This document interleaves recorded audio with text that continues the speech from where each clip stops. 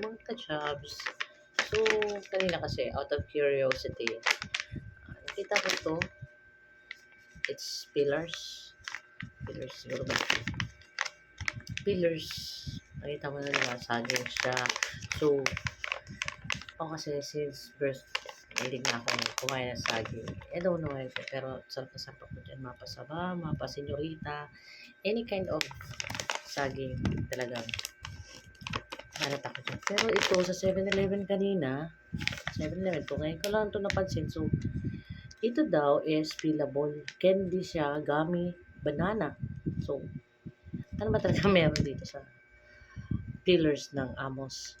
So, gusto ko lang sana magkaroon ng magbigay ng review regarding dito sa pillars. So, try natin. Sabi naman kasi dito is 92 kilocalories. Medyo kailangan natin magbawas ng weight kasi gano'n ang chubs nga. Yeah, so, chubby. So, yan. Tira na natin kung ano meron to.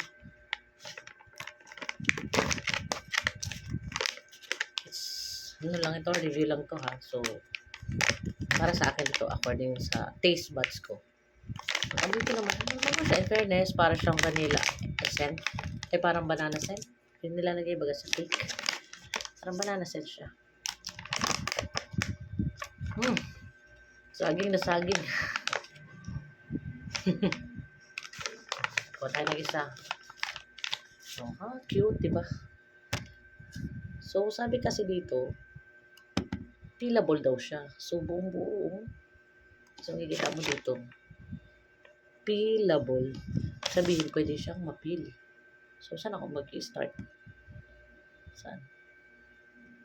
Peelable daw eh. Sa taas.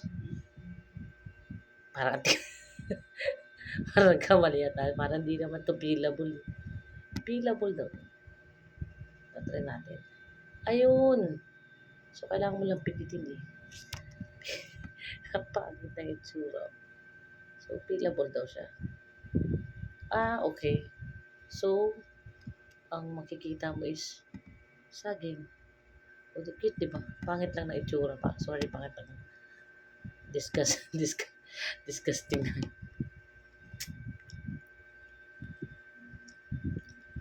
Para hindi ko mawari. Kumakain ako ng balat ng saging. Hindi ko lang alam kung kailan ito na-stock sa 7-Eleven, pero ngayon ko siya nakita.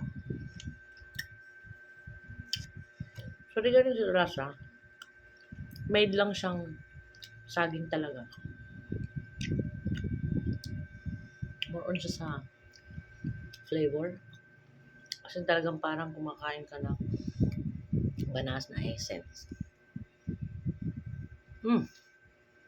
Malambot yung loob. Para siyang pudding na gummy. Sarap. Ito na masarap siya. So, try natin. Pipil mo lang siya ganyan, no? Pipil mo lang siya. Pagkapil mo, pangit ang itsura eh.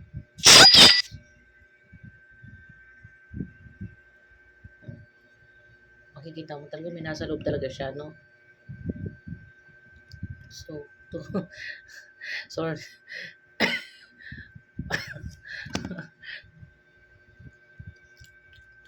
Masarap. Para sa akin, mahilig kasi ako sa gummy. So, curious talaga ako. Anong kaya may offer dito? Kaya, kung ako, i-rate ko to sa 1 to 10. Hindi man siya perfect. Pero masarap siya. Hindi siya perfect na lasa talagang typical na saging. Pero mas masarap siya sa saging. Kasi nga, flavorful siya. So, i-rate ko siya as 9. Masarap siya, hindi siya sobrang tamis.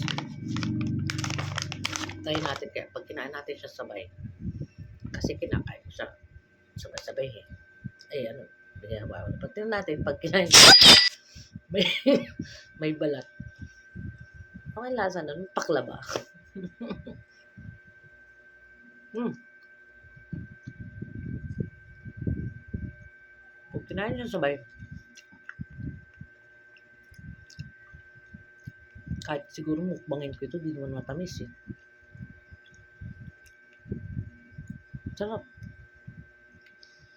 Kasi mas hard, mas matigas yung labas eh. Yung balat niya, mas matigas. So, typically, yung nakikita mo dito sa picture na to, yung nakikita mo dyan, yan. Just in case nabibili ka sa 7-Eleven. 7-Eleven ko rin ito makita eh. Kung nakita ka nito, try nyo. Sarap. Nakakatatlo pa lang ako, pero parang baka ang laman lang nito yung mga 11 pieces. 11 pieces. Ganun. Or 12.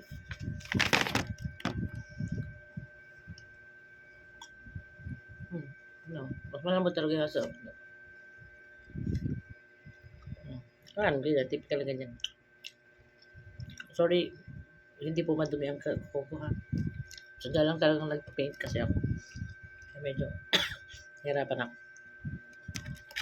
Yun.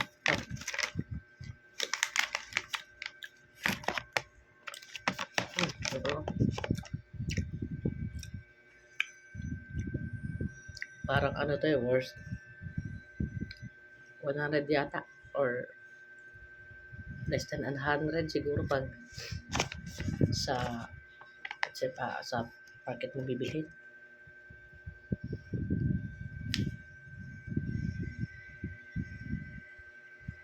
Sarap.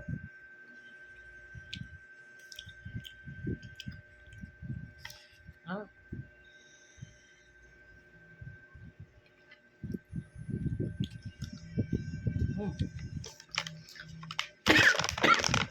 Kasi parang habang tumatagal.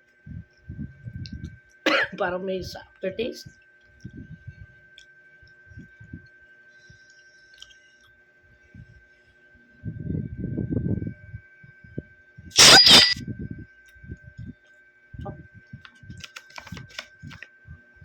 Fillers. Bakit tumatagal? Ang lalasa talaga sa saging na. Yung typical na saging. Yung ano, lakatan. Yan nga yun. Yung lakatan.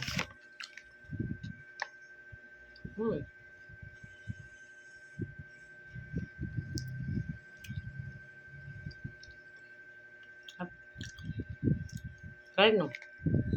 Mag-enjoy kayo, promise. Kahit hindi ka mahilig sa banana, mag-enjoy kayo kasi hindi siya typical na banana lasa. Pero masarap.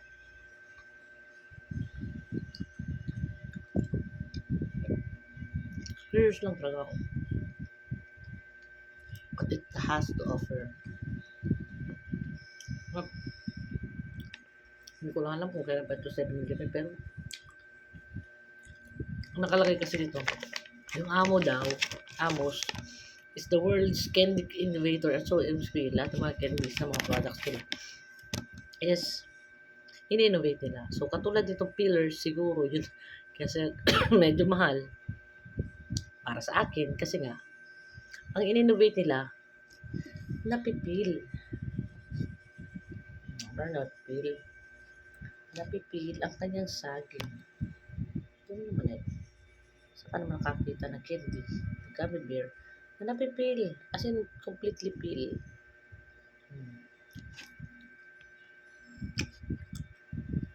Between dun sa balat at saka dun sa saging mismo, mas na-enjoy ko yung saging mismo. Kasi pudding siya eh. Parang pudding na gummy. Malambot lang siya, promise. Kung sa mga bata, siguro ito, makaka-choke ito sa bata. Pero ito di.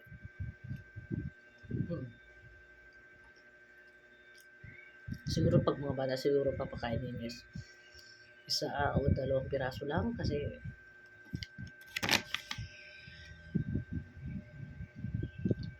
ano siya, wala daw siyang fats eh, wala daw siyang sugar, 16 grams per siguro. So, yun na. Ubus ko na siya. Oh. Takaw ko to. So,